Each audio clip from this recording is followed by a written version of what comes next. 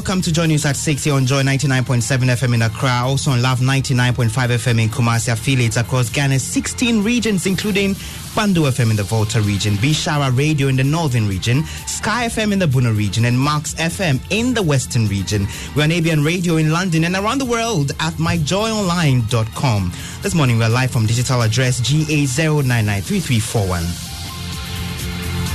We'll be burying 5 at a go. We're going to bury more. We only want to alert the public. The COVID is real, and therefore protect yourself. Observe the national protocol measures to protect yourself, protect your family.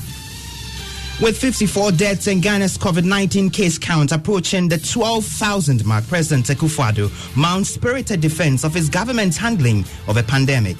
The number of COVID-19 related deaths, sad though each death is, continues to remain very low, one of the lowest in Africa and the world. More as he confirms the health minister contracted the virus and warns anyone who fails to wear a mask henceforth is liable for prosecution. Let us also wish our hard-working Minister for Health a speedy recovery from the virus, which he contracted in the line of duty. In business, prices of petroleum products, you see significant increase this week after a similar jump earlier this month. We've got the latest numbers at 6:15. And Ghana is considering a new method of treatment for COVID-19 known as convalescent plasma treatment, where some antibodies from recovered patients will be used in the treatment of people with the virus. We'll tell you more. As part of their immune system, they'll develop antibodies, which process it, and it can be given to people with moderate or severe COVID disease. We have details of these and other stories in the package. Thank you for joining us. Now, 54 deaths, that's the current number of people whose lives have been claimed by COVID-19 in Ghana. That number includes the mayor of the Sekondi Takoradi metropolis, KK Sapon, who died on Friday. Currently, the country's case count stands at 11,964, with 4,258 recoveries, leaving more than 7,600 people still sick with COVID-19.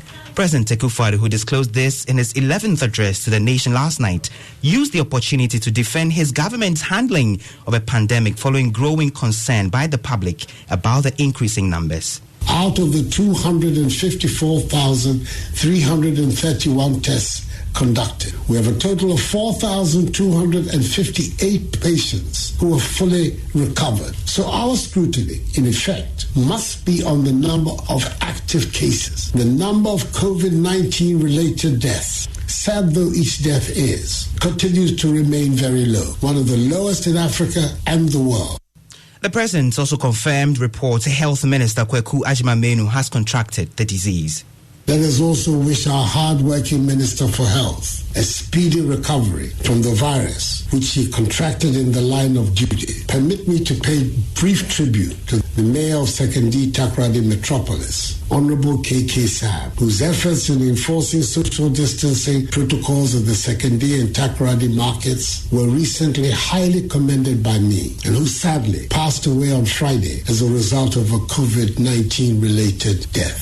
He also added that persons who fail to wear a face mask in public will be in violation of a new executive instrument and face possible prosecution. All Ghanaians must remember that the wearing of masks is now mandatory. Leaving our homes without a face mask or face covering on is an offense. The police have been instructed to enforce this directive, which is the subject of an executive instrument. President Akufo-Addo there. Now, the National Blood Service, with backing from the regulator, the Food and Drugs Authority, is facilitating access to convalescent plasma, an antibody-rich product that is collected from eligible donors who have recovered from COVID-19 to facilitate treatment of the virus. It is a step in improving the recovery rate of COVID patients in the country.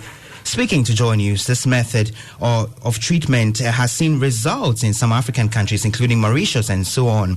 Health experts are positive that it will work in Ghana. Chief Executive of the National Blood Service, Justina Ansa, spoke to us.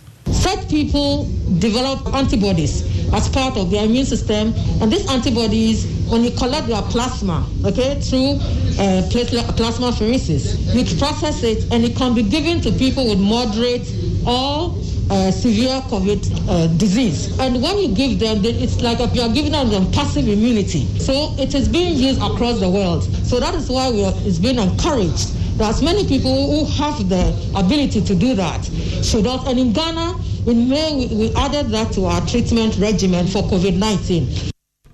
The Chief Executive Officer of the National Blood Service, Justina, and she adds that the only stumbling block now is funding, but they are optimistic the World Bank will come to their aid. Well, Head of the Health Desk here, Johnny Fred Smith, is here with me, and he will share with us an update on the virus, Fred.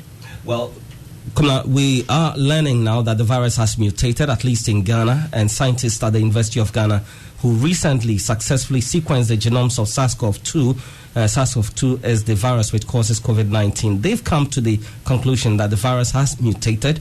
What this simply means is that the virus has changed in character and can show different symptoms or react differently to available treatment. This, though, would depend on the extent of mutation. Whilst some mutation can produce significant change, others may not produce any change in character at all. And this is crucial because it will inform how we approach our fight against the virus. We expect the scientists to make an announcement on their findings sometime this week. Thank you very much, Head of the Health Desk here, Johnny Fred Smith. Now, the law will deal seriously with educational heads if they fail to ensure that all social distancing and hygiene protocols are adhered to as universities reopen today. Administrative heads, if found culpable, could be fined 12,000 cedis and above, or even serve some jail time. This is according to State Attorney Andrews Adugu. Speaking on the legal show COVID and the law, Ms. Adugu cautioned that if heads feel they are not ready to reopen, they shouldn't. Otherwise, they are supposed to comply with all the directives.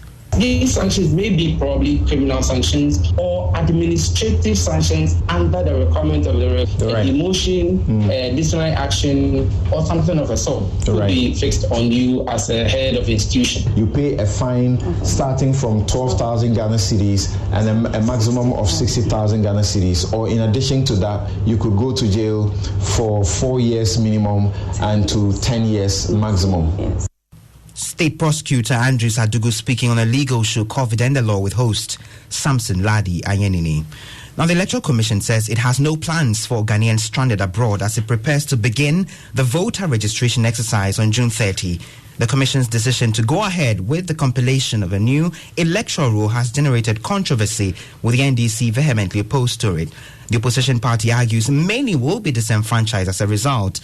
Now, the closure of the borders due to COVID-19 has left many Ghanaians stranded out of the country, but Director of Electoral Services at the Electoral Commission, Dr. Sribo Kweku, said the EC has no decision on that.